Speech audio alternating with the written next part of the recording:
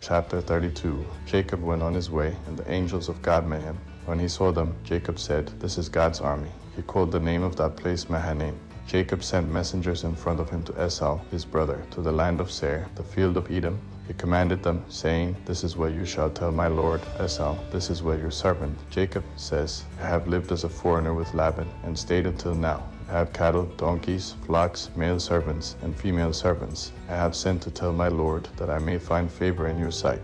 The messengers returned to Jacob, saying, "We came to your brother Esau.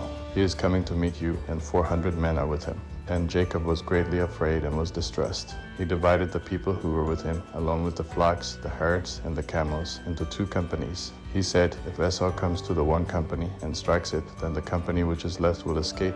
Jacob said, "God of my father Abraham, and God of my father Isaac, Yahweh, who said to me, 'Return to your country and to your relatives, and I will do you good.' I am not worthy of the least of all the loving kindnesses and of all the truth which you have shown to your servant, for with just my staff I crossed over this Jordan, and now I have become 2 companies. Please deliver me from the hand of my brother, from the hand of Esau, for I fear him, lest he come and strike me and the mothers with the children."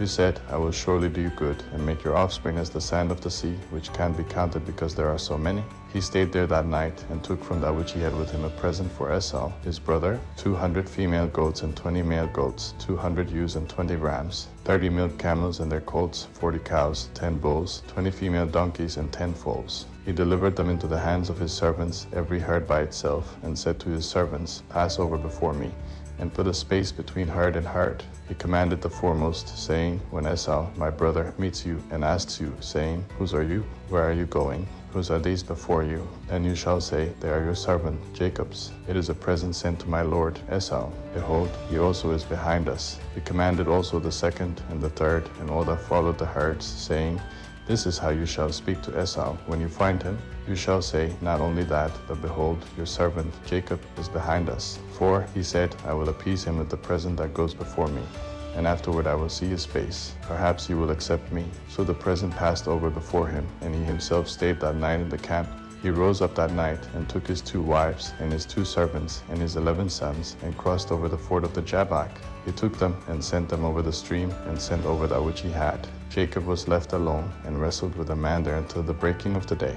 When he saw that he didn't prevail against him, the man touched the hollow of his thigh, and the hollow of Jacob's thigh was strained as he wrestled. The man said, "Let me go, for the day breaks." Jacob said, "I won't let you go unless you bless me."